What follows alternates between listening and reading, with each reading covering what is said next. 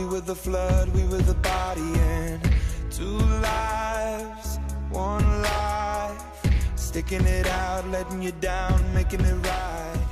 La piazza dell'orologio prende nome dall'omonima torre inaugurata nel 1883 e restaurata in seguito al terremoto del 1930. Sulla torre ci sono apposti due pannelli che rappresentano l'assedio aragonese di Accadia del 1462 e l'epigrafe dell'umanista Giovanni Pontano.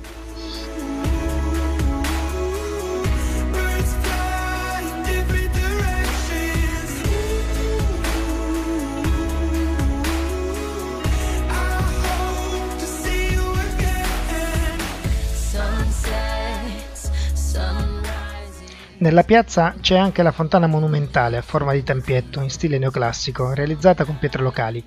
La fontana fu eretta sotto Ferdinando II di Borbone nel 1836, come riporta l'epigrafe sul frontone, in ricordo dell'acqua portata dal locale acquedotto.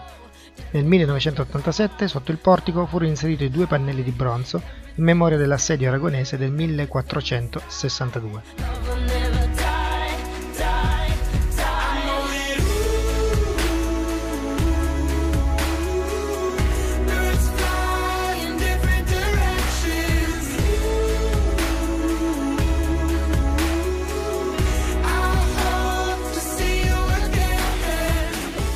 Dalla piazza dell'orologio si può ammirare il borgo antico di Accadia, denominato Rione Fossi, e il suo ingresso monumentale, definito Arco di Porta di Capo.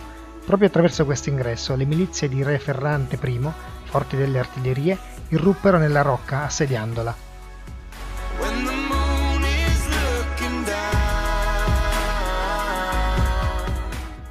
L'urbanistica di Rione Fossi, caratterizzata dalla forma a chiocciola intrecciata di stradine di selciato e vicoli tortuosi, rappresenta una vera chicca per gli amanti del turismo lento.